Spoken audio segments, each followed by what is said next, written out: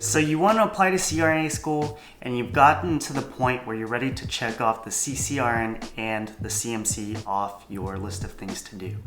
Well, in this video, I will tell you guys exactly how I studied for both of the exams and aced them. I'm going to assume most of you guys know what the CCRN is, but if you don't know what the CMC is, it's basically the cardiac medicine subspecialty certification, which you can attach to the CCRN. You need the CCRN first to be eligible to sit for and earn the CMC. There's also a CSC, which is the cardiac surgical subspecialty certification, but I won't be talking about that one in this video because I don't have that one. I have the CMC. The CSC is for nurses that recover fresh open hearts, and the CMC is for nurses that take care of medical cardiac patients. Now the CMC is obviously more cardiac focused than the CCRN is, but the overall exam length of the CMC is shorter. I've heard from many of my nursing friends that they thought the CMC was a more difficult exam than the CCRN, but for me personally, I thought they were both equally challenging exams. I don't remember exactly how many questions each of the exams had, but I'll leave a link down in the description for you guys to the AACN website so y'all can see all the information about the exams. So the first thing I did was I made a 1-month study plan, and I studied the same way for the CMC as I did for the CCRN. And I only studied on my off days because I found that I was way too exhausted to study after a 12-hour shift. So 4 days per week for 1 whole month was plenty of time for me to learn the exam material and pass the tests. So as far as study material goes, I used this Barron's CCRN exam by Pat Juarez, and it's about like maybe $20 off Amazon.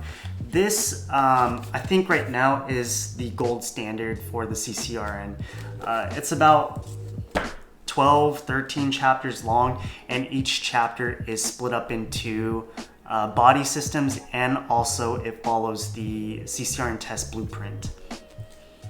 And then I also used the past CCRN question bank from Elsevier, which it has about 1,000 questions, and that's a really great tool because you can categorize what type of questions you want to focus on as far as like organ systems go.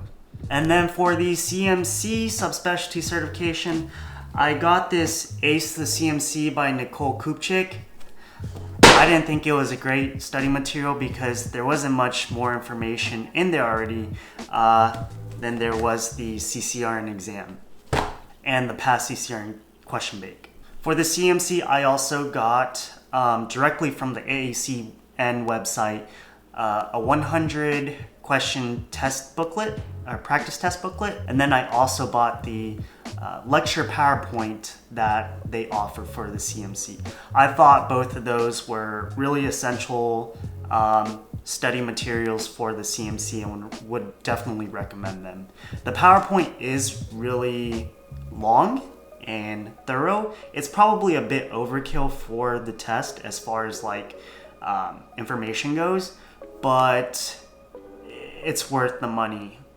So for the first 2 weeks of my 1-month study plan, I did about 2 chapters per day from this book. And then I also answered all of the practice questions at the end of the chapters, which they ranged around like 10 to 20 per chapter. On top of that, I supplemented my practice questions with the past CCRN to sum a total of about 50 questions per day. For me, it was really important to go over the practice question rationales for all of the answer choices.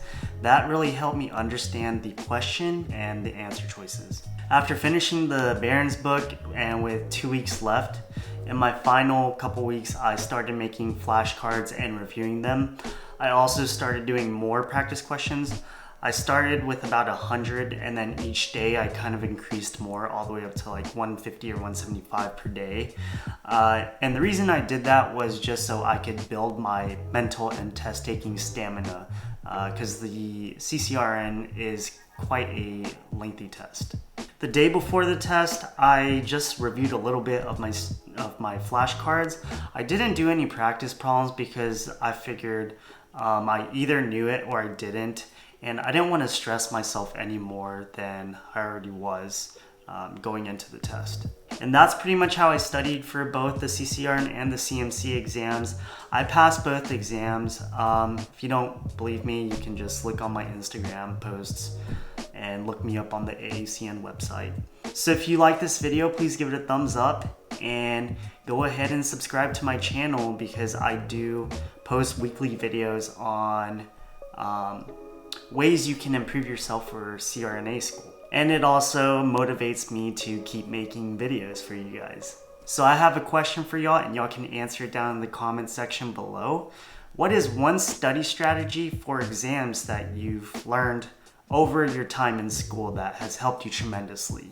I'll read your answers and possibly share them in the next video. As always, guys, thanks for watching, and till next time. Michael Forrester asks, what are your thoughts on service versus loans for CRNA school?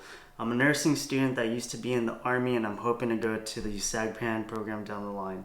What made you decide to do this program instead of something like HPSB to pay for school?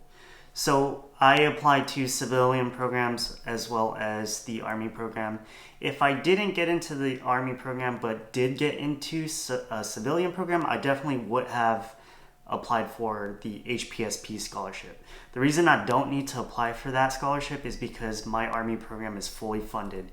It wouldn't make sense to apply for a scholarship. And also, the Army program is great because I'm getting paid my rank salary while I'm in school, so there's no need for me to take out any loans. Grace Jung says, hi, I am a senior nursing student, and my goal is to become a CRNA. I will be graduating soon and will be working in a neuro ICU. Already received a job offer. Thank you so much for your videos. You're very welcome, Grace.